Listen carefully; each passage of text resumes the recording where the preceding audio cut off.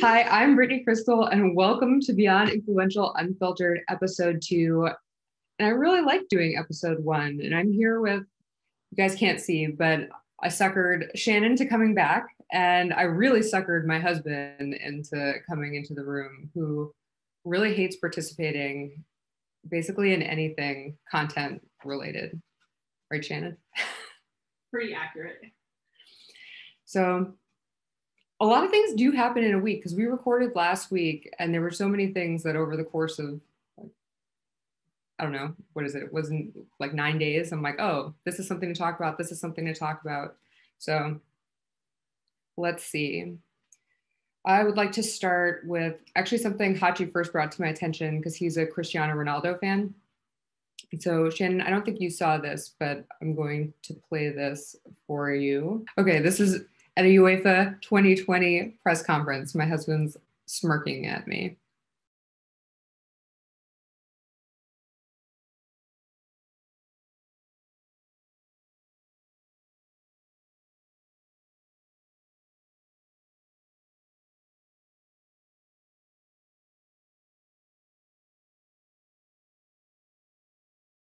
So they zoom in on it, but basically Coca-Cola is the major sponsor. They have, you can see on the other side, there's the 2 Coke cans. He looked at the Cokes. He has like the most disdain. I'm going to find that, we'll find the picture and put it up. He just gives the side eye to the Coke and takes it, moves it away, like gets it away from him, like it's disgusting, and then says to drink water because he will not drink Coke. And that's completely understandable. But just in terms of branding, I forgot, I want to talk about exactly how much, but they say that the snubs, it says wipes billions off Coca-Cola's market value. Let me see how much exactly. Yeah, so the company's market value dropped 4 billion, but do you think that's true? I saw like 2 billion somewhere too. It says the share price dropped by 1.6%, but then I think they're also probably accounting for how much Coca-Cola probably pays in terms of the sponsorship, probably in terms of the amount of time that it was there. Then it's not great for one of the like star athletes, one of the biggest athletes in the world, to look at the Coke bottles like that and move them aside. But just his like response, I just thought about it from a brand perspective, but it's like, I don't know, like even for him, it's like, like if you're sitting there, was he just like, oh, this is what somebody gave me to drink? I think he was just disgusted by it, just looking at it. And then if you can remember the Dream Team basketball in the Olympics. McDonald's? No, Jordan, Magic, Barkley, maybe. They all were, the tracksuits for the US team was made by like Reebok or somebody. So during the ceremony for the medals, they all wore American flags covering the logos because they were all sponsored by Nike. But this is completely opposite because he's not sponsored by any water company. He just doesn't like processed sugar drinks and doesn't want people or kids to drink it either. I mean, this is a larger brand conversation because obviously Coca-Cola is huge sponsor. They're huge worldwide. And I understand what he was doing, but also it says that a Euro 2020 spokesperson says players are offered water alongside Coca-Cola, and Coca-Cola is like zero sugar on arrival at press conferences, and they're entitled to their drink preferences. But yeah, it's just not a good look in general for the brand for him to do that. But I understand what he was doing at the same time. I'm curious if there's going to be any fallout for him for doing that because of that. I mean, he's not personally sponsored. Is that correct? He's not sponsored by Coke, but they sponsored the tournament. And I imagine that Coca-Cola is not very happy about that. And I'm wondering if he faces any internal fines from like the soccer federation. So I'm not really a huge soccer fan, so I don't know. I was wondering if he was going to be, yeah. That was one of my first things. I'm like, oh, if you move that, does he owe any kind of sponsorship money? Because I know, because that was expensive. That was expensive placement. And on top of it, they could probably say like, that was a bad look in general. The NBA fines players like for random stuff. I've seen them fine players for things that are not like in a game. So that's why I'm wondering within soccer, if it's the same thing, like, yeah, is he going to get? No, there's nothing any feedback there. Yeah. But I think that since you brought this up first, it's probably the most I will talk, but that's why I brought it up first. Yeah, two things for you though, in terms of your background expertise. Number one, the next day, French soccer guy Paul Pogba. Yeah, with the Heineken. Even with the Heineken bottle, because he's a Muslim and he doesn't drink alcoholic beverages. And even though that was a zero alcoholic Heineken, he moved it anyway because of what Ronaldo did the day before. Then the second question is, before you start, even though he moved the bottles, I mean, you're talking about, what do they always say? No press is bad press. People are talking about Coke for the last 4 days, 5 days, nonstop. I mean, is that any kind of a benefit to what had happened, even though, moving it was kind of bad? But there's a balance, because we were talking about right before this, that HBO Max email that went out that was going viral.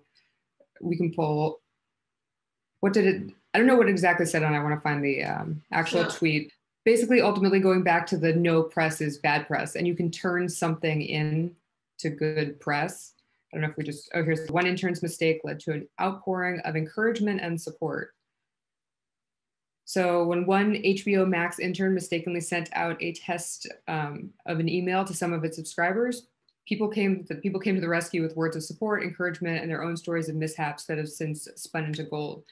So they sent out it was an email that says integration test email number 1. And Shannon's laughing because we've done so many email tests and we've seen so many glitches in terms of emails.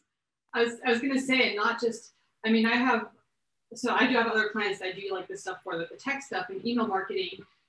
I don't care how big or small you are, every single person I've ever seen who does email lists, there's going to be an issue. Yeah, at one point or another, sends out an email that either has a thing where it says hi name, because or this, or they send a test email or something mistakenly. Or you send it at the wrong time. Yeah, and the thing that happens is that your initial reaction is to panic. And I've seen that again. I've seen people say, oh my gosh, everybody's on my list is going to unsubscribe. But really what happens is the opposite. And people actually a lot of times are very positive and say, oh, you're just human like everybody else. It's cool. We love what you do. It's always interesting to see that response. It's never as bad as you think it's going to be. And ultimately the response kind of dictates what can happen after that's positive. So what happened yesterday was that they sent out the email, and then on Twitter, it started trending because a lot of people were saying anyone else get this from me? Is this a new show coming out? It started trending because a lot of people got it. I don't know how many people are on their list, but a lot of people. And then later on, I think, people were having conversations about, oh, maybe this was an intern or mistake, and sharing what's happened to them. And then HBO Max tweeted out, it's 19 hours ago from when we're recording this, but it says, we mistakenly sent out an empty test email to a portion of our HBO Max mailing list this evening. We apologize for the inconvenience. And as the jokes pile in, yes, it was the intern. No, really. And we're helping them through it with a little heart. Right now it has over 73,000 likes. And yeah, it actually looks good for the culture. And I'm hoping they're all serious about it. And I'm sure that intern freaked out, and it's a good look. And I feel like that was great news so far for people talking about HBO Max. And so as far as, with the Coke, the no press being bad press, I agree. But I also think that it probably set that precedent also, where it's oh, he can do that. And so then the next day somebody did it. Are people going to continue to kind of push back against certain sponsors? Right. When, it's funny because his reaction was funny and it's Ronaldo. And then it's kind of funny the next day to do it in a different context. But then at a certain point, if you're I don't believe in this, I don't think that actually brings me to the next thing I wanted to talk about with Naomi Osaka. So she is not playing in Wimbledon. She's going to take time, personal time to spend with her family and mental health. But I wanted to play this clip, and I have not listened to the whole thing yet, because I think this goes back to there's been such debate about her discussing mental health and discussing, like, that happened during a press conference. And do people know what is the responsibility of the athlete, or if you're a name or whatever it is it part of your job that you have to show up for these things? She makes so much money from sponsorships. Should look at the exact statistics. It's a lot. But she's one of the, I don't know if she has the most. I want to look just in terms of sponsorship. She has a ton. And so the question then becomes, for a lot of people, they're like, oh, well, you should just do your job. Like, that's part of the job, not only as a professional athlete, but also to the sponsors.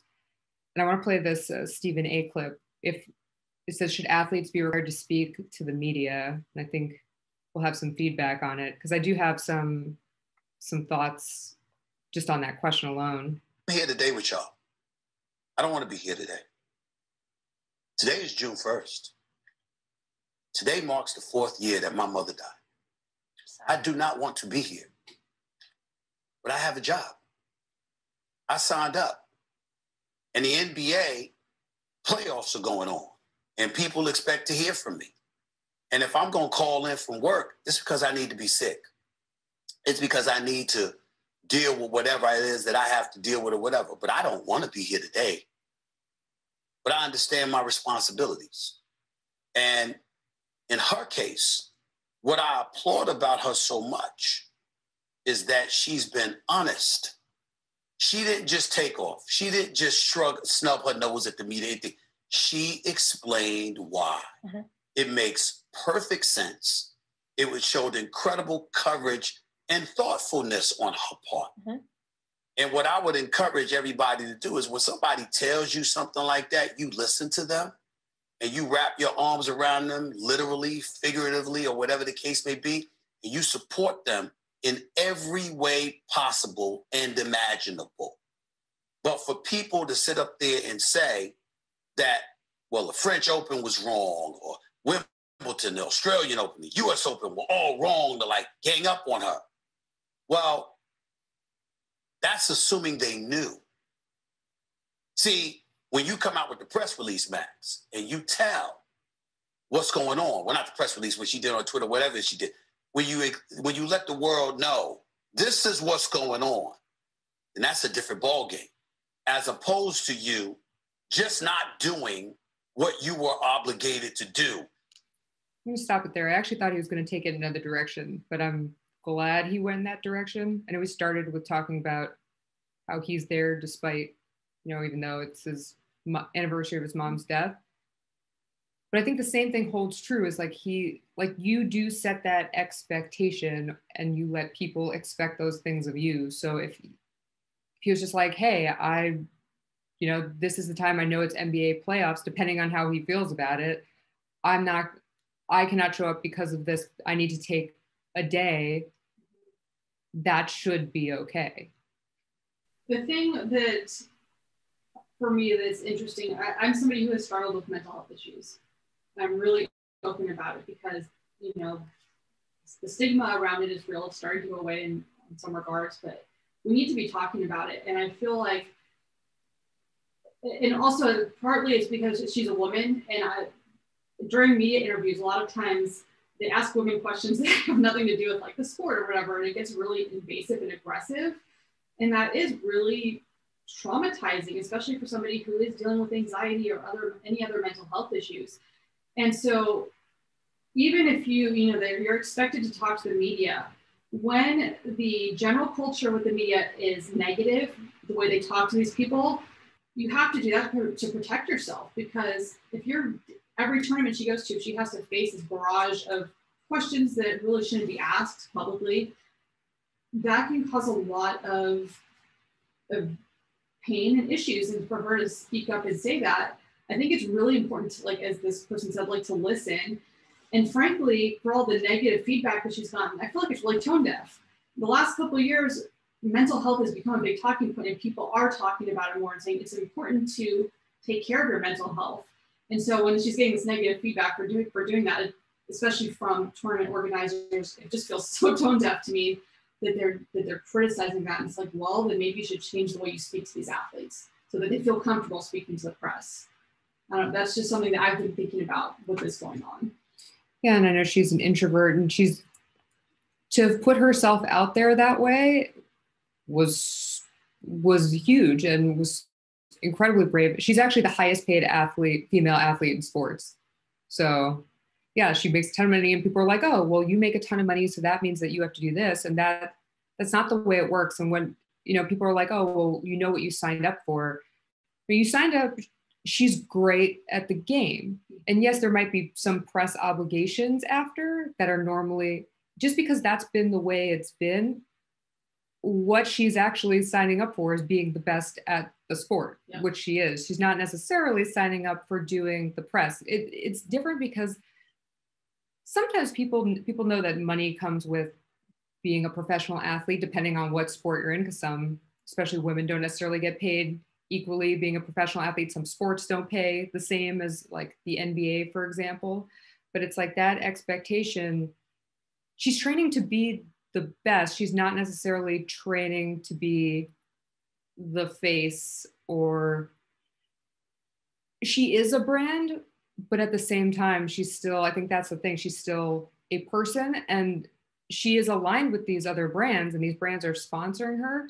But I think we're at the point where, and this is just the case, and we're going to talk about Victoria's Secret later too, because that was big news this week.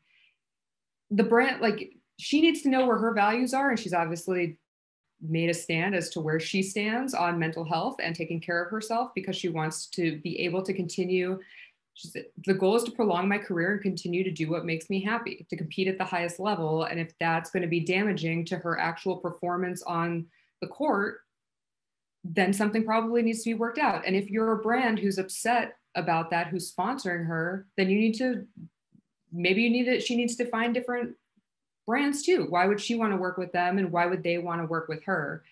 Like, it's just an alignment of values. And just like anything with influence, that's what it is. And if she doesn't, that's the thing, is she's living by her beliefs. And so if she's partnering with whatever brand she's partnering with and she's about them, then she's wearing them, using them, they're paying for that. And if they disagree and they're like, we're not about what you're about, then she'll probably switch. I have two thoughts. So one, with regard to the sponsors, it is interesting because I think what's been interesting too is that a lot of her sponsors have actually been incredibly supportive of that. And that means they're the right sponsors. Exactly. And that's really promising. And that makes me happy, again, seeing people respect someone's standing up for themselves to protect their mental health. The other thing that comes to mind is you're talking about, like, she's trained to be an athlete, not the face. But even in people, for instance, like actors, or you have these celebrities, there is this, I think, just general societal problem where people see somebody who is famous for whatever they do, and that gives people a sense of ownership over somebody. Oh, yeah, if you're public, they get to know everything about you. And you're saying like, oh, if you have all this money, and it's like, well, they're still human. These people still want to spend time with their families and not be interrupted everywhere they go, or all these things. And I think that's something that needs to be a bigger conversation about, like the fact that it's like, you don't own somebody, or you can't demand or expect like you deserve an answer to all your questions or whatever because they're well known. Yeah, well, there's also a time and place for it. And I know a lot of these athletes at a certain level are media trained. I'm sure like a LeBron has gone through media training, but also we're in a time now, because of the access to social media and people putting their thoughts directly out there, it's been crossing over. Like before, I mean, Michael Jordan famously didn't give his political opinions back in the day. Like, it was kind of like a shut up and dribble type of mentality. Like, if you're an athlete, if you're a public figure, if you're all of these things, you shouldn't be speaking on topics that aren't related to the thing that you do. And that's becoming not the case so much anymore. And now we know that the influence, I talk about it all the time, influence is transferable to all these other areas. Nobody's going to like you all the time. So some people love that that's the case, but then if they don't agree with you, they hate that that's the case. And that's ultimately what you are signing up for, whether you want to or not. But she's choosing to do it this way. So the thing, bringing it back to Ronaldo, that makes it tougher. And I know like Richard Sherman, when he doesn't like doing press conferences and he gives kind of like the one word answers, and that was always a thing because he had to do the press conferences after. it's like if one person, I think this is the biggest thing. It's like if one person doesn't do it, they're not so worried about that one specific person. They're worried about the other people following it. So Coke paid millions of dollars and one person doesn't like it. Oh, well then, you know, the next few people, they're like, I don't even drink Coke. Like, can I just move that? Can I do that? Can I take off here? I want to skip the press conference because I don't feel like it. People are giving, she gave her rationale. It's a very good rationale. And that's the thing. Maybe it's like they have to have a conversation with the athletes. It's like, okay, what could make this, again, what makes something mentally healthy doesn't necessarily make it a great soundbite for journalists. And this is frankly, these things are businesses. All of them are businesses, and it's about the entertainment value. And so I see why people might be upset, where it's like, it's about, at the end of the day, it's like, well, it's about entertaining us and it's about making money, and you're not doing the thing, even though you're the greatest in the world. And so how do you have those conversations? And really the greatest in the world, like the Ronaldos and people like Naomi and the LeBrons, they end up becoming these leaders in this space because they are paving the way for it. Like they have to have, this is where it's like you kind of do insert yourself. I don't know if Ronaldo's had any conversations since then, but Naomi's, what she's done is starting these conversations. And I'm sure there's conversations behind the scenes, but you kind of have to be that leader sometimes, even if you didn't choose to be. So I think that's the position she's in. I think LeBron's been in. And it's been really obvious where they've been stepping up and speaking up. And I think many of them tend to find it fulfilling. Well, I think...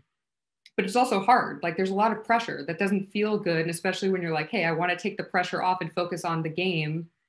And then there's all of this other noise and people are really rude about it online. It's really vicious. Well, online is a toxic space a lot of times. Yeah.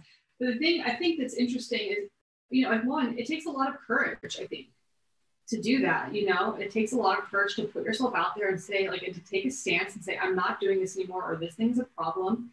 But what ends up happening is then you open the doors, or like the floodgates, to other people being able to do it for themselves too.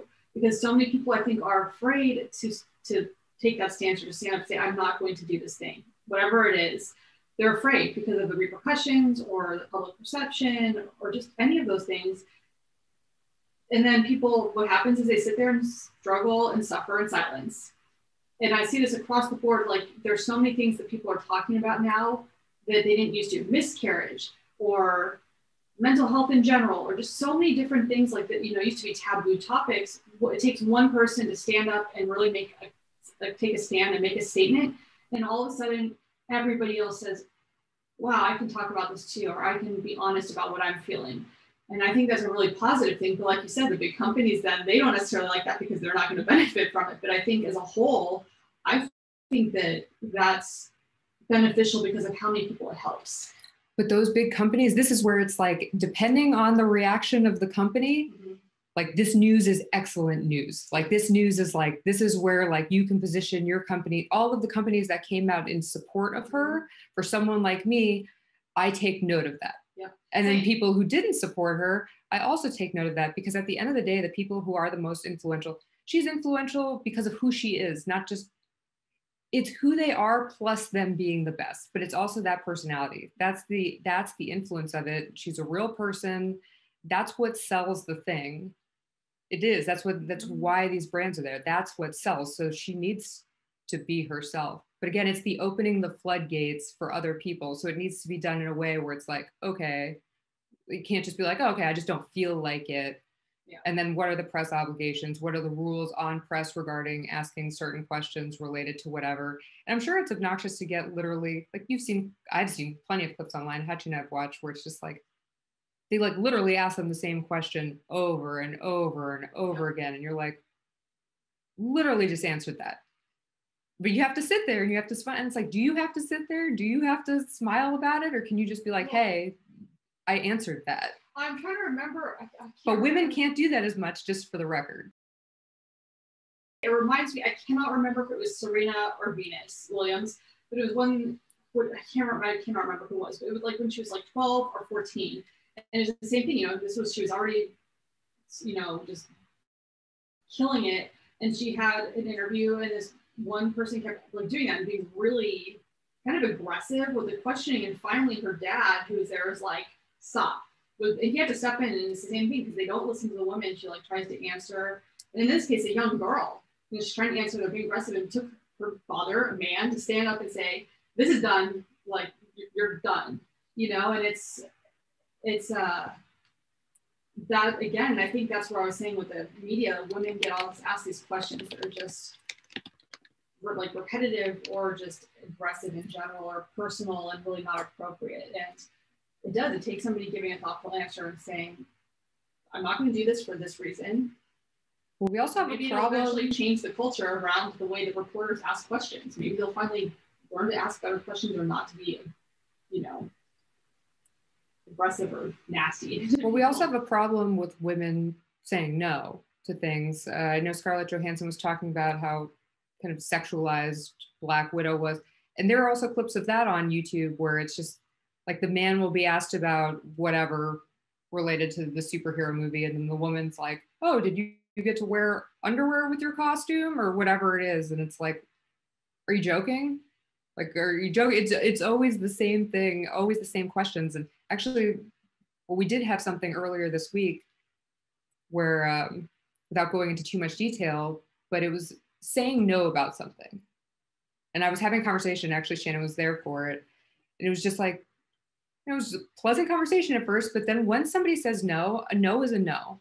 And no, Shannon's laughing, but it's like no means no. And how many times do you need to say, I don't know if it's just people think that if you just keep asking that a no becomes a yes, but that doesn't work. It just gets really frustrating. It's like, no, take the no. Yeah. And I think in that situation, too, the one you're referring to, which at least that was, didn't turn like aggressive. It was annoying, but not aggressive. But there are times, I mean, very commonly in society where a woman says no, and it can be dangerous, like physically dangerous, especially, you know, you're out in public. Like there's so many stories about women who go to, you know, they go on a date with somebody, they say no. I mean, people literally get hurt or attacked for that. You know, it's women saying no it's scary because you have to be, you're afraid. You're like, I don't know what's going to happen. I'm going to say no, and I don't know what this person's going to do, you know, and that's, I mean, I know I've thought about that a lot. I don't know if you have, but that to me is concerning. The fact that it's not just them not listening, it's the fact that they sometimes then can become violent, or there can be other issues depending on what, you know, the situation is.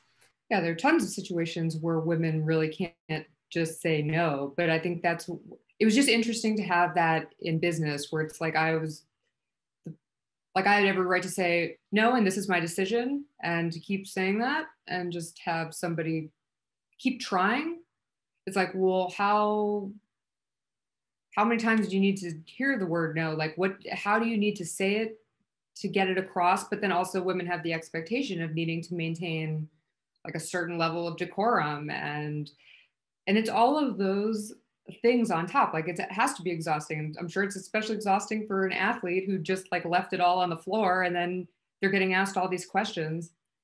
Like, no, you probably just want to go home, or you just want to be left alone. Like you're exhausted.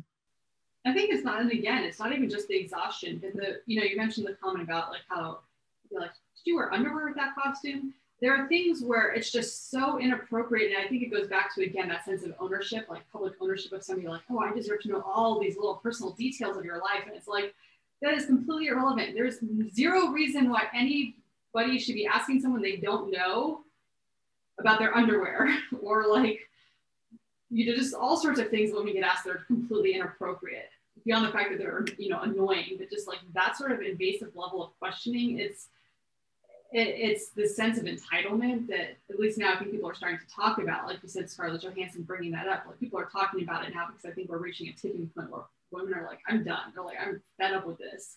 But it's the fact that we're there in the first place is.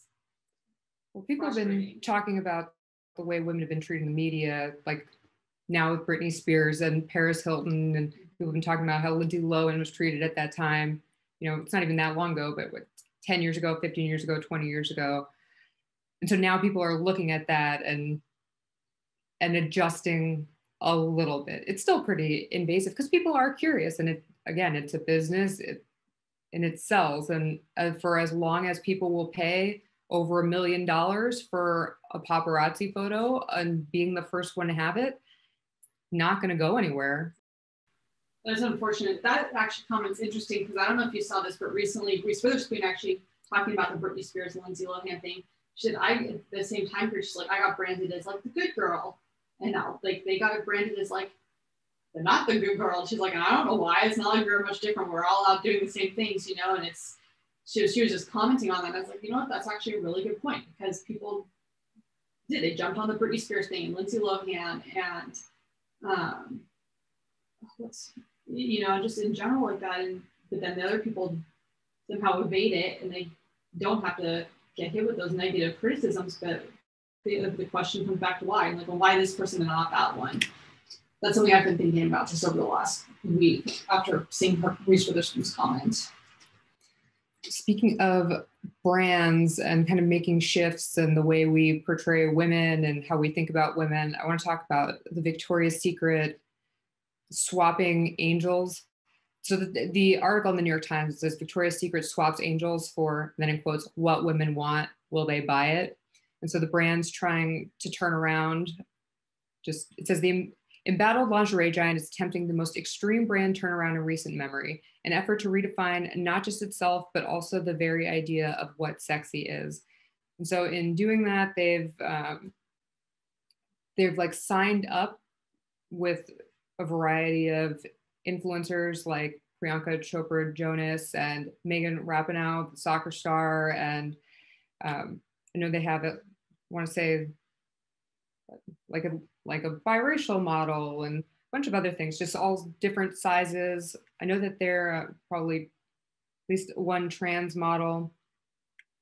So basically they're trying to diversify the brand.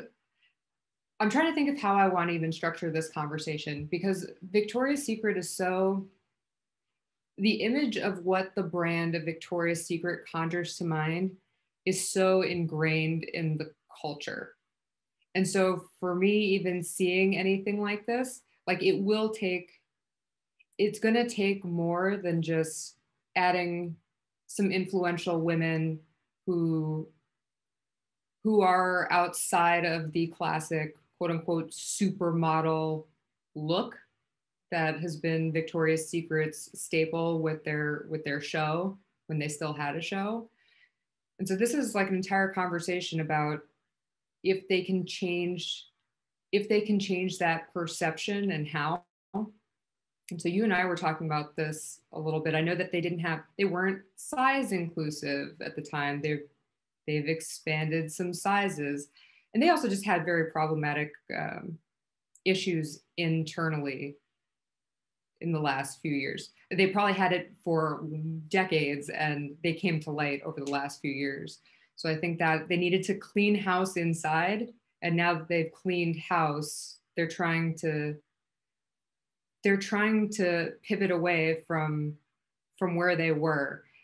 And I don't know, it seems like you want to say something. So there's a couple things. One thing that's interesting because you're talking about them cleaning house internally.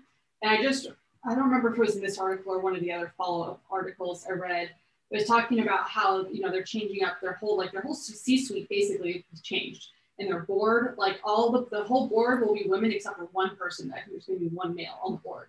And so part of me, it's been really interesting because from the outside perspective, to me, this change feels superficial and it feels like they're just trying to keep up with the other brands who are being really diverse and inclusive, whether it's with sizing or with including models of different races or including trans models. And it feels kind of like this, like, oh, well, we better do this too because we're going to get crap otherwise. We're going to get shit on if we don't. But at the same time, reading about how they're actually changing their whole internal executive corporate level stuff and actually bringing in people. I'm like, well, maybe that is actually sincere because they brought in people who are like, no, we're going to change this. This is bullshit. We're going to do a better job.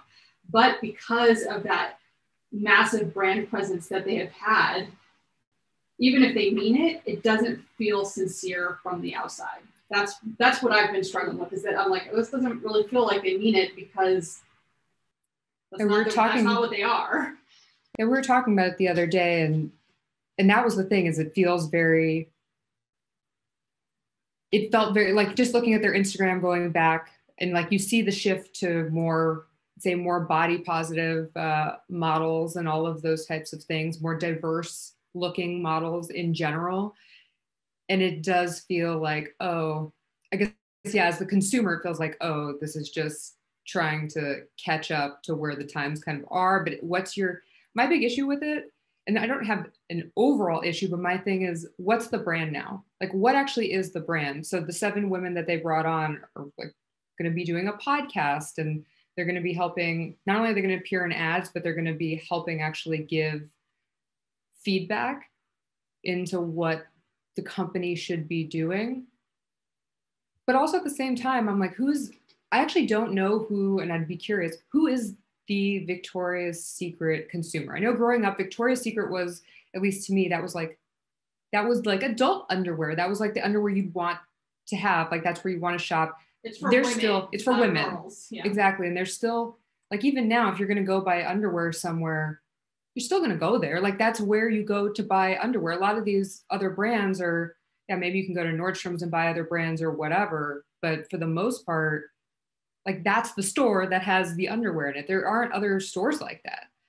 And so there's interesting things that they could do with their business outside of just what they're doing now, but that's like a separate conversation. But to me, it did look like, okay, here's these people, we're just bringing in people and we're going to change this up. But I still don't know, like, who, like, are you still trying to be like, what's sexy for people? Who is your ideal person? Who are you trying to attract? You just want everybody to buy from you? It's like, specifically, like, if you're not the angels now, like why can't you just diversify the angels? Like, what are you? And it, like, we were looking at it, I was looking at the feed. I wouldn't know necessarily what brand that was. And they have such a strong brand. Yes, it's been problematic for various reasons based on what we're saying, like whatever, the culture of misogyny and whoever was connected with Jeffrey Epstein, like all of that, definitely people needed to clear that out. Like, that couldn't exist anymore. And you can't have people saying like, oh, that's not sick. Like, people want to see this fantasy. Maybe they do want to see a fantasy, but what's a fantasy to people is a variety. And on Twitter, it's like the only people, women have been super positive about it. It's mostly certain type of man who's been more negative about some of the new things. And that's also been an argument. Like, is Victoria's Secret just about the male gaze? See, this is what I think is interesting, because you're talking about who their ideal consumer is. And this is actually really interesting that I think we're going to have to watch over time, because I feel like maybe they actually are trying to shift that base, because historically they were tailored to the male gaze. It was initially a place where men could feel comfortable to go in and buy lingerie for their wives. Now they're realizing, you know what, we need to focus on the women, and that is a different audience and a different target. But the thing it makes me think of, it's just kind of funny. I mean, I remember when I was younger, like if I was in high school or whatever, I remember going in the first few times I've gone in there. I mean, it was really intimidating, kind of like, I don't belong in here.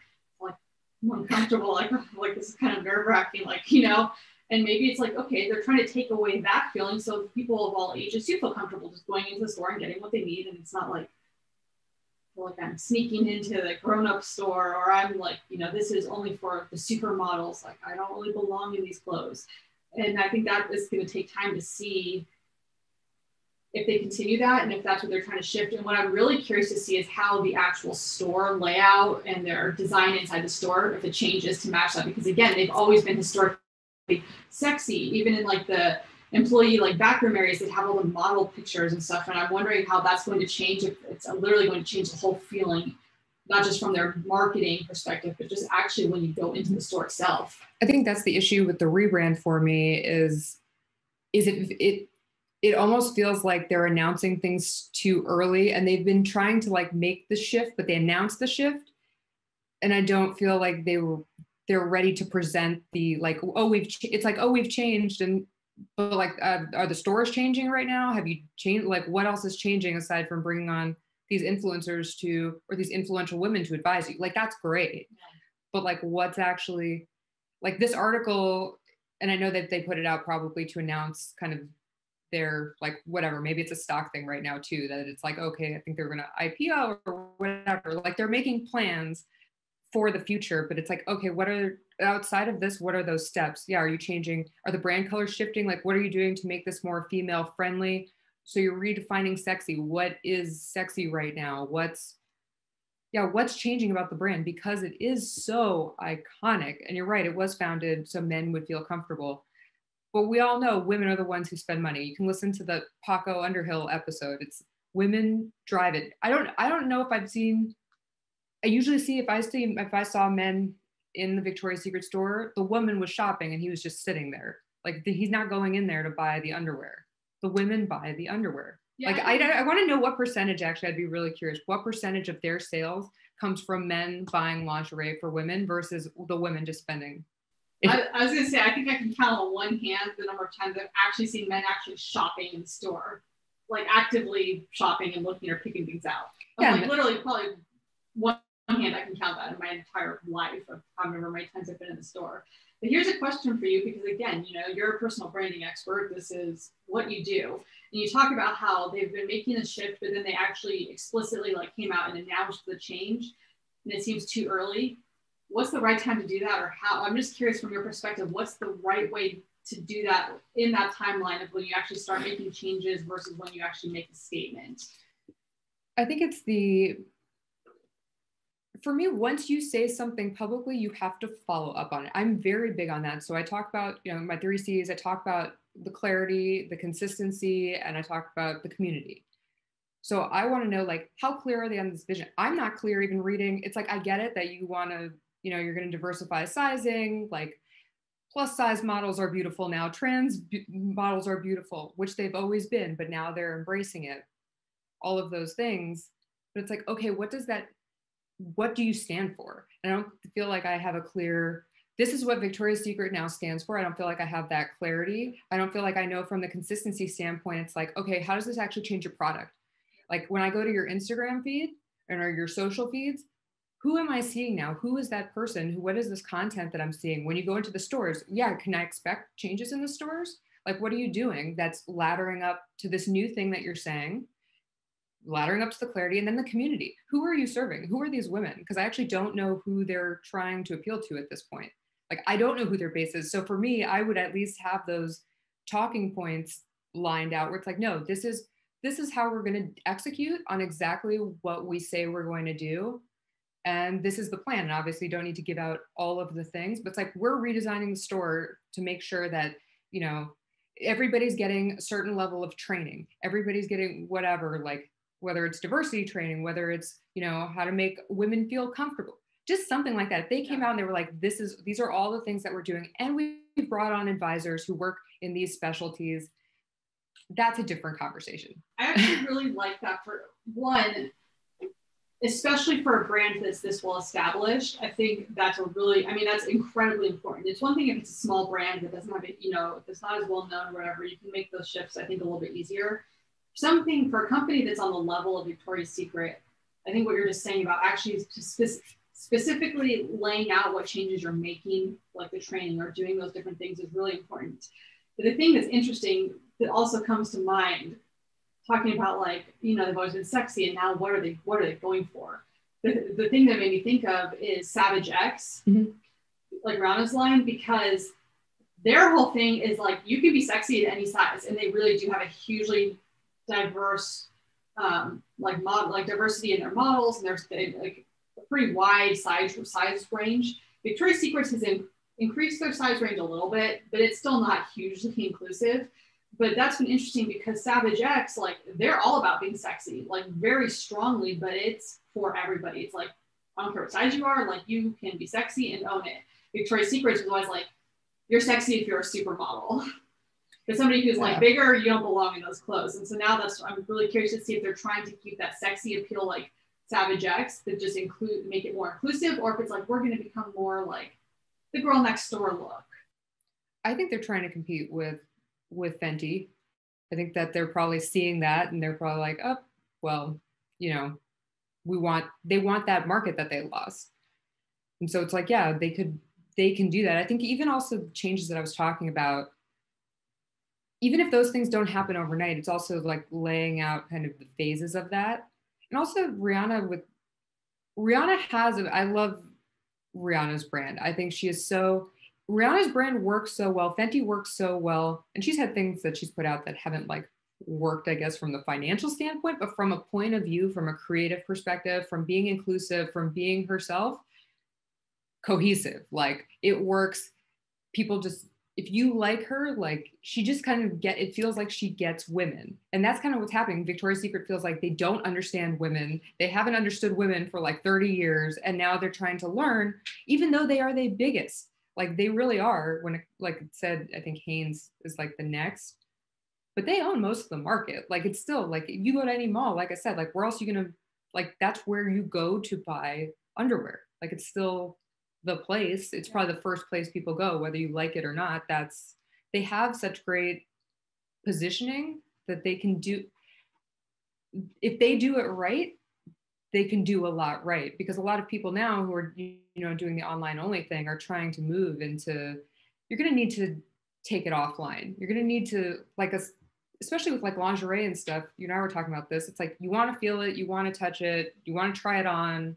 And so they actually have a huge advantage. And they probably have all the distribution channels they need, but it is about like, it comes down to the marketing and understanding your consumer. And I don't know if they exactly know who their consumer is, or it doesn't feel like they do. And that's the issue. It feels like they're chasing what's popular right now, and or like what they think is popular right now, and just trying to, that's what it feels disingenuous. And I think that's not, and here's the thing, it's like, we don't know that it's actually we don't know if it's disingenuous or not. You and I don't know that. Yeah. But the fact is that when I go to the feed, and this is what it is, this is that gut instinct that consumers have, you're like, this doesn't feel right. This doesn't feel like the brand. Like, I'm not, what's happening here? Like, is this, what is this? And when it feels that way to people and you don't know why, you're not buying from them. It feels like, I'm going to go elsewhere. And so that's the problem. See, I'm actually really curious because I've actually have moved away from Victoria's Secret because of the problems that the company had, like just misogynistic things, or just the different issues. Like you said, there's a lot of stuff that was internal that was going on, but I've tried to become more conscious in my shopping and go with brands that I support, you know, that I think they're ethical or that actually have that right viewpoint. And so I moved away from the brand, and I like these other brands that are inclusive or that take a stance that supports different causes I care about. And that has really influenced me as a shopper. And I'm really curious now to watch Victoria's Secret over the next 6 months, over the next year, because if they actually continue and they show through continued action and you see those changes taking place, and I see that, okay, they're doing a better job, I'm like, I could see myself shopping there again. I'm like, I'll start going back, because if they're actually changing and saying, you know what, we're going to do better, and they actually take action on it, I'm happy to support that. I think in general, with any cause, with any of the things that people have been talking about lately, whether it's racism or whether it's, you know, the wage gap for women, or just all these different things, I'm trying to support those companies. And so for me, it's like, you know, I've seen people who, they see somebody do something wrong and they get called out for it, and they're like, I'm never going to do anything with you again. I think the better thing is say, hey, listen, learn, and then do better. And if somebody's willing to do that, I'm like, you know what? I mean, there's certain things you don't want to overlook, but it's like, okay, I don't like this thing you did in the past, but now you're actually doing things right. That's all you can ask for somebody, you know? So I'm like, if they actually make these sustained changes and you see it over the long term, like, I think that will show that sincerity. Then I'm like, okay, I'm happy. And I think they'll get a lot of people back that have probably walked away from the brand because of that. Consumers are getting more savvy. There's more options. And also that comes back to the consistency I talked about. Yeah. Like that consistency breeds the trust. And so are you going to do the thing that you said you were going to do? And if not, that doesn't work. So yeah, adding, and we've seen this with other companies. Companies can add and throw money at influencers to, you know, to pimp their product or whatever it is. But if you know that the influencer doesn't actually use the product or doesn't actually, we saw this, I mean, I'll just name the company, like Triller recently got, you know, did their Jake Paul fight. And they had like every influencer under the sun there from TikTok, and Triller's like an app that basically looks very similar to TikTok. I don't exactly know what the difference is in the technology, But they had all the people who were famous on TikTok, like the biggest names there at this event, but they don't use the app. They don't. They're spending the time on TikTok. They're not using the app. So it's like, you can pay these people to show up, but it's not getting the results. So it's like, you can pay whoever to be the face. And obviously, I think these women didn't put their names on the line. I think they have faith in the company, the people that they signed up for this Victoria's Secret thing. I think that they truly believe that they are going to give valuable input. Look, Megan Rapinoe has been very outspoken on a ton of stuff. Like, I don't know about the other women as much that they're bringing on, but Megan Rapinoe for sure. I'm like, there's no way she would have signed up for this if she didn't think they were actually going to take action, because at least from what I've seen from her, she doesn't do that. She's only going to do something that's aligned with what she's fighting for. And so that's a positive sign to me. But that's also the thing. Again, these influencers need to actually stand by what they say. And they also need to be clear on their stance and consistent and build that community. So if you're familiar with her and you know that about her, then maybe you're already shifting in your head about what's going on there. And that at least that it seems sincere when she signed on. We'll see if she stays on. We'll see how that shakes out. Yeah. But I'm not there yet, you know? So speaking of influential folks, I want to talk about Spotify and Call Her Daddy. For sure, Spotify in general, but have you watched or listened to Call Her Daddy at all? No, I mean, I know who it is from you talking about it, but I don't listen to it myself. So I definitely would like to interview and hang out with Alex Cooper. I'm opening the article. But she has signed a 60 million plus deal to be exclusive to Spotify. So Spotify saw jokes about it being like NBA contracts, but you know, she's almost at like Rogan-esque numbers. She's leaving Barstool. I heard Dave Portnoy talking a little bit about how he's, you know, they would have loved to keep her at Barstool, but Spotify obviously offered more money, but he's fine with it because Barstool, I think, still owns the merch. And so she'll be exclusive to Spotify, but they still have that merch money and it does very well. So can't really complain about that.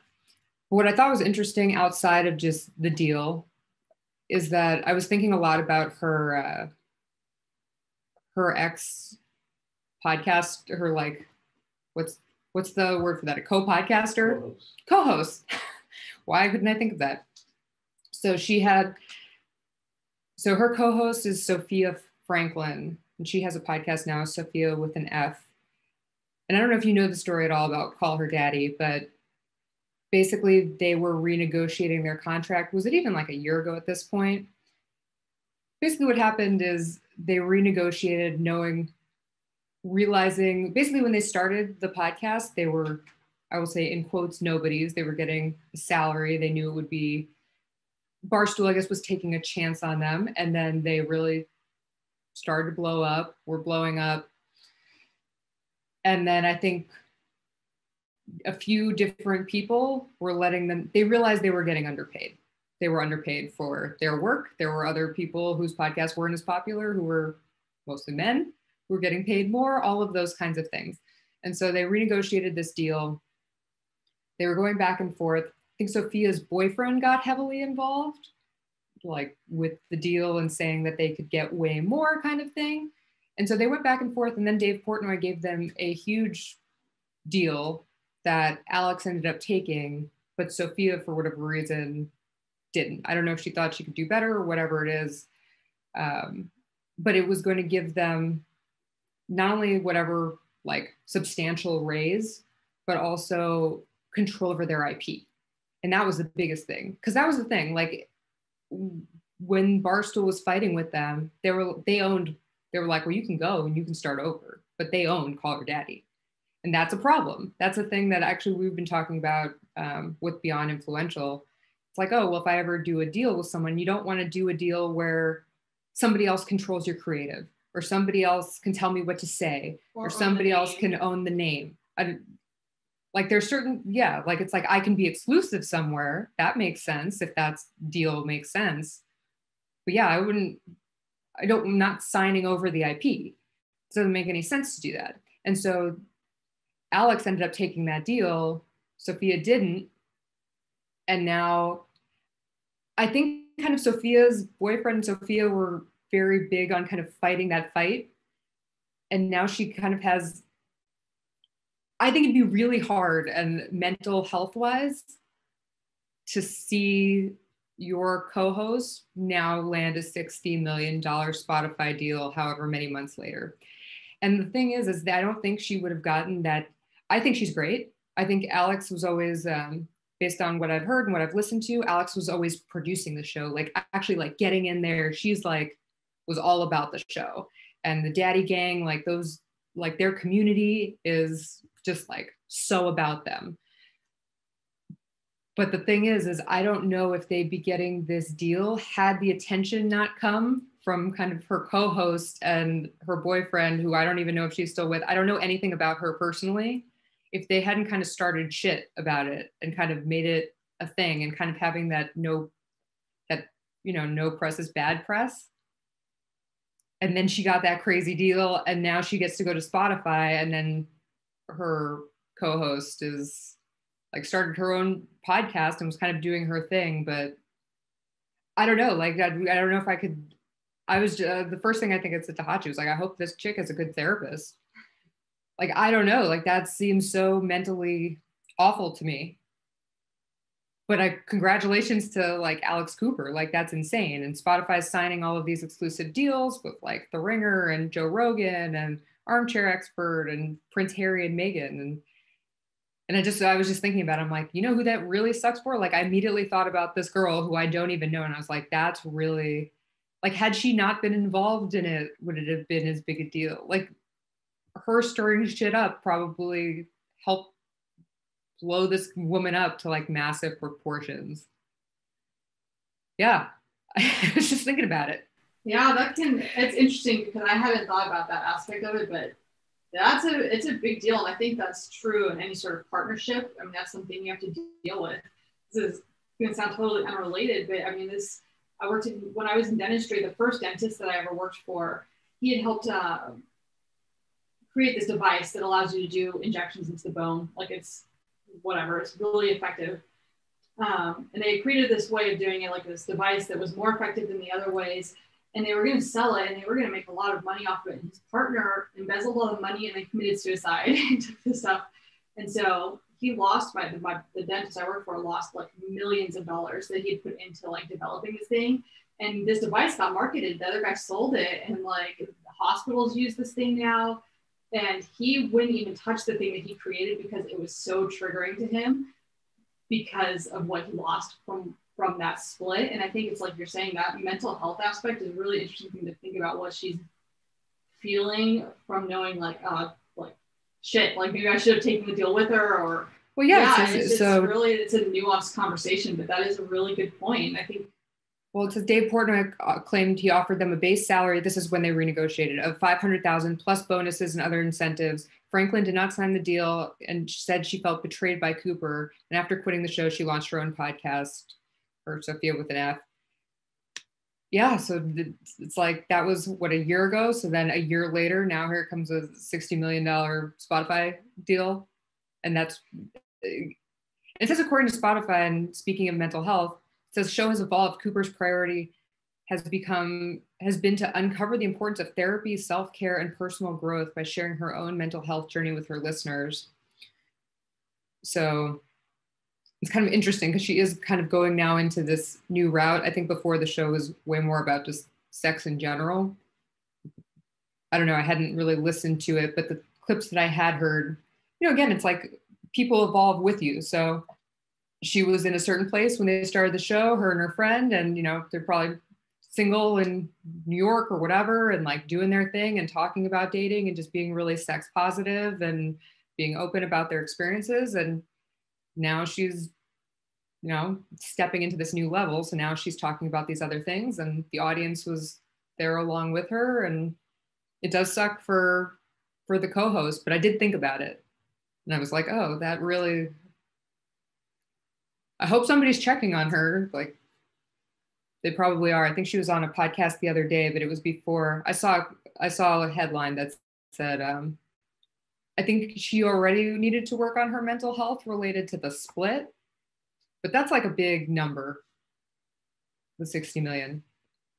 But anyway, like the Spotify thing, Spotify's doing the most when it comes to trying to own the podcast space, and I'm here for it.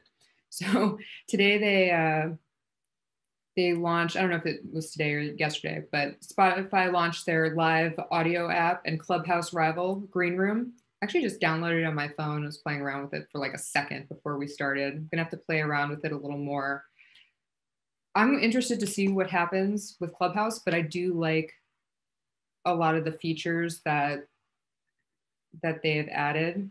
Okay, so since we do have my loving husband here, I do want to get his take on anything that we've talked about so far.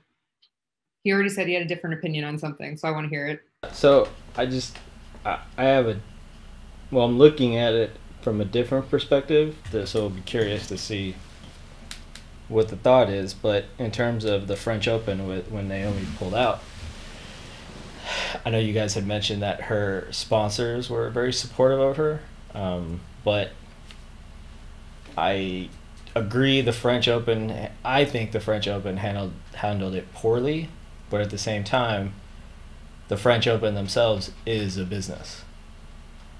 So as much as they, maybe wanted to understand her point of view and what she was going through, they still thought of it as a business and didn't act compassionately in that respect. So in terms of the sponsors did the right thing because they were supporting her. Sponsoring, if she's getting sponsored by clothing brands, watches, or tennis rackets, as long as she's holding that stuff or wearing it around, they get their return on investment. Well, now she's not performing that's the correct. But the French Open, if she doesn't show up, they're not getting their return on their investment. So it's a weird perspective to think about. Again, I don't think they did the right thing, but they're probably too busy thinking of their bottom line and the sponsors that are sponsoring the French Open, because they ultimately will have to answer to that. Well, their reaction was like, in my opinion, highly inappropriate. Horrible, yeah. But that's the thing with the being a win. Like, there should have been, I don't know what conversations were happening behind the scenes, but maybe there should have been conversations as soon as that came up where it's like they have a conversation with her privately. Everybody knows all of this stuff is a business. The fact that she's even there, like, I'm sure it's a big, like, not a problem for Wimbledon, but I'm sure people at Wimbledon are upset because she's a draw. People are there to see her, and her not showing up is going to be a thing. Well, Wimbledon is even more upset now because Rafael Nadal just pulled out. And so that's two of the biggest. That's what I'm saying. It's like one, and that's the other thing to consider. It's like one, I don't know why he pulled out. I think I saw the headline, but it wasn't for, she stated mental health. It's not his mental health, it's his health, though. So, same difference, kind of, I guess. But again, it's people. Anyway, I agree. And I think that I agree with what you're saying, that they're trying to run their business. And I'm curious how, and this is where it's like, what is their business to them? It's like, okay, what they've agreed to, obviously she performs in quotes, but she plays. Mm-hmm. And then what they do, whatever press conference. And then maybe she has whatever, she has to do X amount of time or X amount of press conferences. This is where they could have they could have changed the game. Here's where this was the missed opportunity on the business end for them, because I think more people would have been watching if they could have had whatever conversation they needed to have with her and her representatives behind the scenes and been like, hey, listen, we want to support you in this. We understand. What can we do to make this a more comfortable situation for you? Like, really, we want this to be a win-win. We want you to come back and play every year. We want to be the tournament that you are happy to show up to. That's a huge business win. That makes no sense to me. That's one of those things where it's like you shooting yourself in the foot. And I get it. Like, maybe they had people where they're like, oh, our sponsors. But that's so short-sighted because those sponsors would have looked good. But somebody needed to have that foresight to not freak out about it or think that way and make it a long game. And I think so many businesses, I don't think about it that way, where it's like, then Naomi would be there every year. And then her sponsors maybe would be coming in. Or it's like, oh, those other sponsors dropped out because they weren't cool with her not doing the press conference. Well, guess what? Like Nike and Tag Heuer and all these other sponsors are coming in now because, you know, that's fucked up that these people walked away related to mental health. So it's like that money can be replaced, and they could have been like, oh shit, like tennis is progressive. Tennis is thinking about things in a new way, when it's kind of like still an old school sport. She's a new, fresh face. And that's why people are so intrigued by her. Yeah, I think that's also the problem with a lot of businesses, is they're too busy trying to be reactive and not, you know, take a day or two to think it through, sit with the PR team and figure out the right thing, versus saying, oh, you got to do it. My God, can you imagine though if they were the first ones to be like, you know what, like we're going to work with her on this, and then everybody, like that would have been such, I mean, it would have changed, literally been game changing for them. Yeah, it was just such an opportunity that's now lost.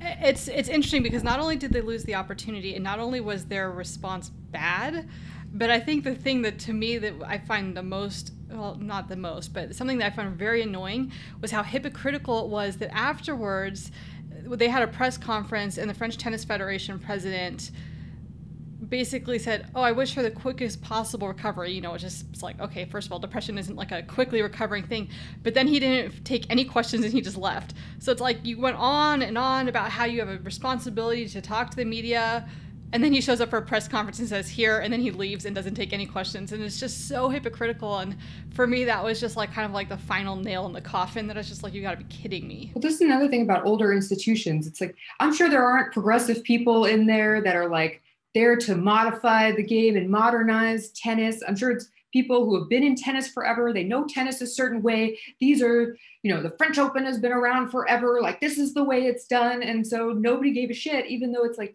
no, like in order to, this is about like being able to change with the culture, just like we were talking about with the Victoria's Secret. Just it's like you have to evolve with the times. Like you have, and if you're not going to, like there's going to be ramifications. So ultimately it's going to be a worse business decision. Like if she was like, I'm never going to play the French Open again, that's her prerogative. And frankly, people will follow because she has that kind of sway. If she was like, you know what, I want to host my own tournament. I'm going to start my own tournament now. And I'm going to make sure that mental health for all players is a priority. We're going to do the X, Y, Z, and this is going to be the next big thing. And she gets Serena in, and she gets all these other people in. Goodbye, whoever else. Like if people, like, that's the thing, is you also shouldn't piss off people who really have just like the drive to improve things and make things better. And she's showing that by taking the time away from Wimbledon now, it's like, this wasn't just like a one-time thing, and this isn't something she's in quotes recovering from. This is like the way she's going to live her life. She's still very young. She has a lot of years left in this game. So she can do so much with it. It's just whether she wants to be that person. And it seems like she's stepping into that. And probably the more support she gets, maybe somebody will come to her and they'll be like, we'll front whatever money, we'll front whatever. I actually think that'd be a great idea. I mean, there's so many things that people can do now where it's like before, maybe if you wanted to play tennis, you had to go through this thing, you had to play these, like this is how it was always done. And now we're in a time where she gets enough powerful people together and she probably could put out a tweet and get tons of celebrities and athletes and all these people to like organize some completely new games. And I know that was a problem with like soccer stuff. Yeah, but, a little bit more complicated than that. But just like in theory, like it could be done. The important thing is challenging the system or the status quo, which is what she started to do now. So, which is always the shitty thing it's always shitty for the first people to do it, but it's a better time to do it right now. And she's good if she wasn't as good as she is, she wouldn't be the person, you know? It matters because she is so great that she can actually say something. That's like a LeBron too. It's like when you're at that level, you have the influence. So do you have any other thoughts? No, well, the Victoria's Secret thing is funny because if you look all on Twitter, it's about, you know, getting rid of the angels and being more inclusive, all that good stuff. But that's like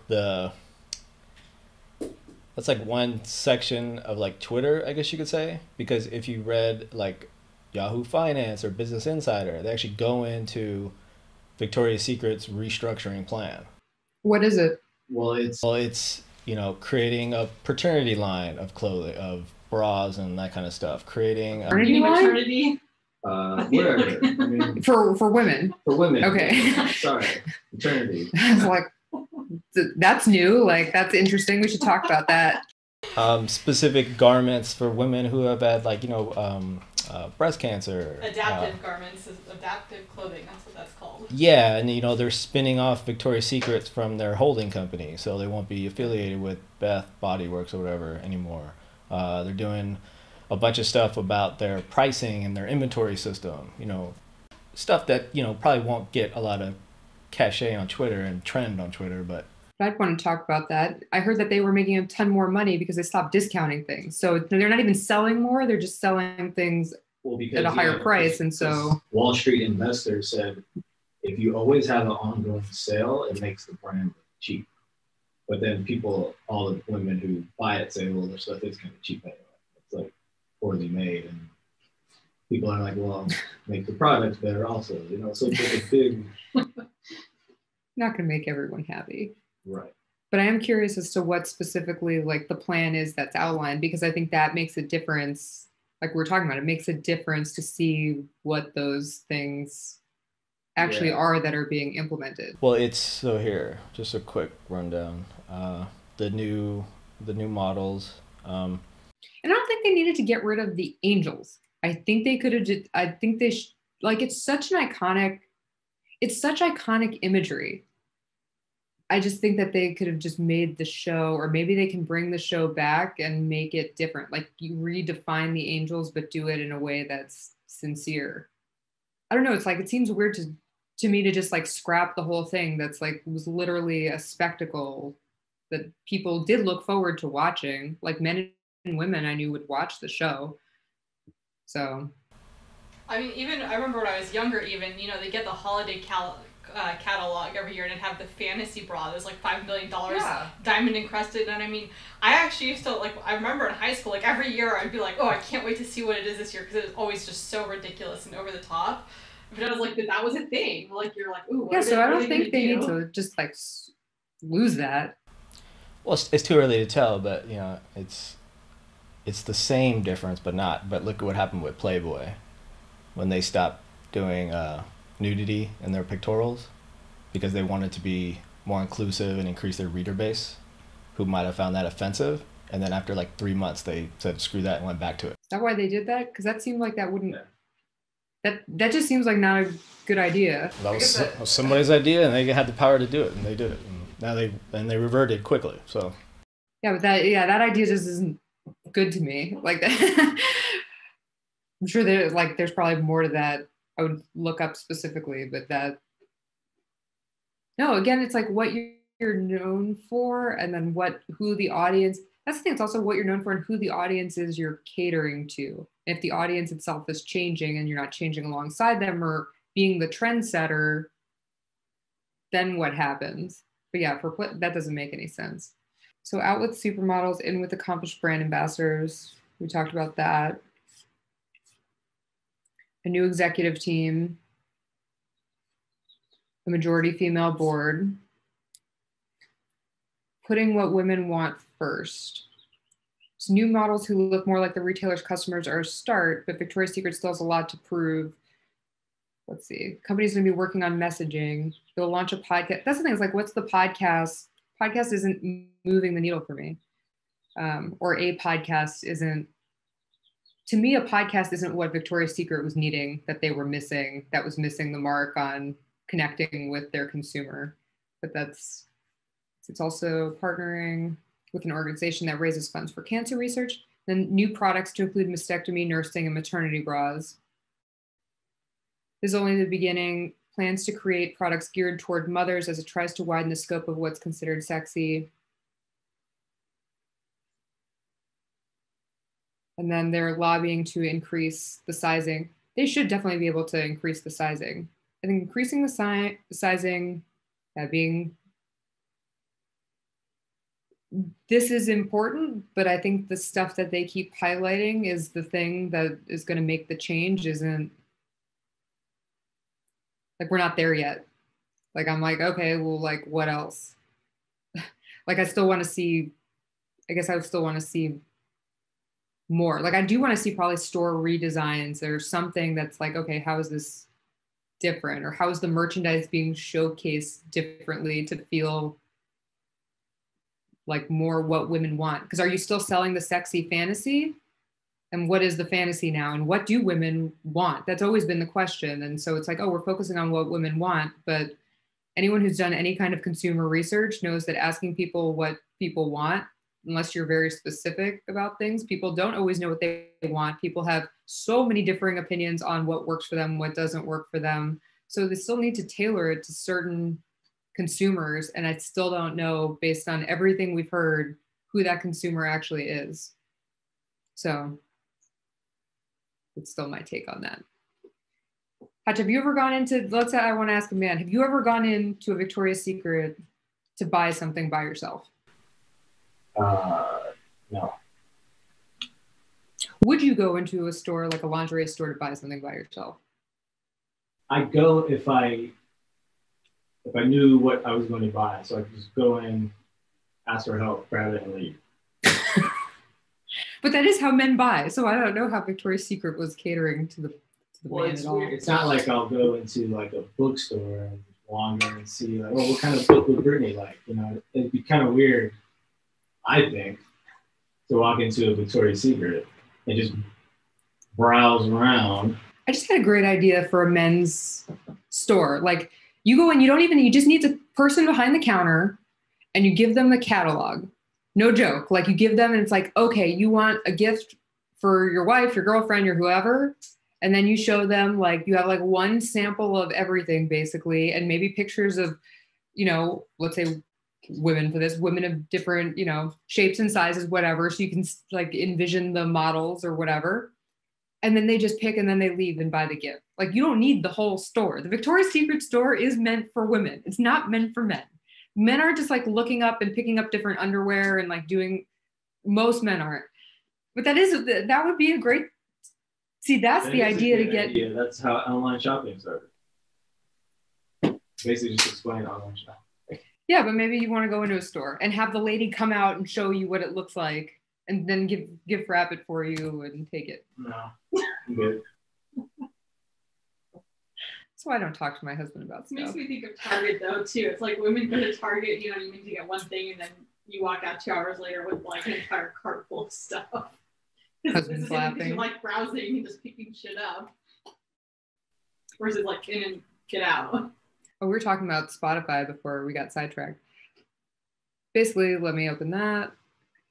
So Spotify has the Clubhouse rival, and I downloaded it right before Green Room. So Spotify's Green Room is basically a Clubhouse competitor, and it says it's largely on par with other audio offerings like those from Clubhouse, Twitter Spaces, and Facebook's live audio rooms. And I was playing around with it like a second before we started. I have to get used to the interface for a second, but it's kind of cool because it does have the chat. So you can at least talk with other people in the room. So there are mute options, moderation controls, the ability to bring listeners on stage. It says rooms can host up to 1,000 people, and Spotify expects to scale up that number later on. So you can applaud people by giving them gems. There's no monetary value associated with that, but I know they're looking at creating some kind of creator monetization. And it says it's worth noting there are a few differentiators between Spotify Green Room and similar live audio apps. For starters, the live text feature that the host can turn on or off whenever they choose. And then this is what I really like, is that hosts can also request the audio file of their live audio session after it wraps, which they can edit into a podcast episode. And that's something that, I mean, it's one of those things where it's the beauty of Clubhouse is that you could have this live conversation, and I think people are more knowing that it's not being recorded and all of those things. I think people had an increased vulnerability, and there were conversations that I don't know would have happened if you knew it was being recorded. But for people who love creating content and for people who do create content, there's so many conversations that it's like, shit, I wish that was recorded. And I think every single Clubhouse I've ever done and been on stage for, I was like, I wish I had a recording of this. So this allows for that. And I think I personally like that, but I'm interested in how it's going to shake out now with all of the different audio platforms. But I like that it saves it.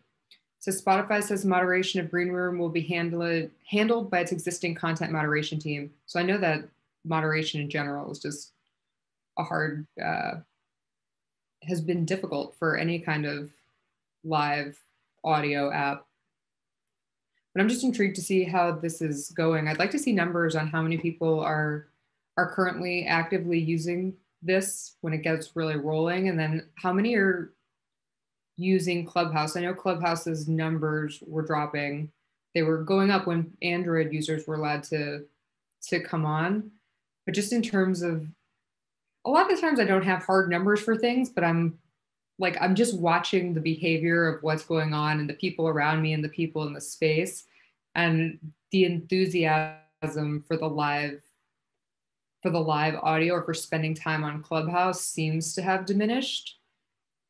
And that probably also is coinciding with the fact that, you know, we're returning to normal life to some degree. And it's like, why would I spend time doing that if I can spend time actually living life?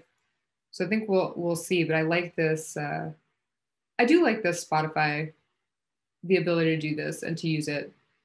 The other thing to consider, and I was talking to you, Shannon, about this, is just how fractured it becomes. And it's like, okay, well, I do think a lot of people use Spotify, but it's like, okay, am I using Spotify here? Am I using Twitter Spaces? Do I use Facebook? Is my audience on Clubhouse? Like, where am I pushing people to and pulling people to, and what's actually going to be around and what makes the most sense? So those are all considerations for people as they start using it. Because that's the thing, the most precious thing we have is time. And if you're spending time live somewhere and you're spending time to create the content, as all content creators know, it's like time is the most important thing you have. So where are you going to spend it? Which platform, especially on a Clubhouse, if you can't record it? Listen, I know so many people who've made a ton of money and it's been great for their businesses, and they're speaking on stages and doing other things now that that's happening again. And Clubhouse was great for that, and Clubhouse is still great for that and still advancing their business in that way. So it's worth the time on investment. But for the majority of people, is that worth their time on investment? Like, are they actually getting that much out of it? I don't know. So it's all things to consider, like what you think is interesting, and are you just consuming there, or are you actually creating there? I think that's an interesting conversation, both from the user perspective and from the creator perspective. I know we've had conversations about that. You're like, wow, I had this really great conversation on Clubhouse, but I can't reuse it for anything because it wasn't recorded, and that's kind of frustrating.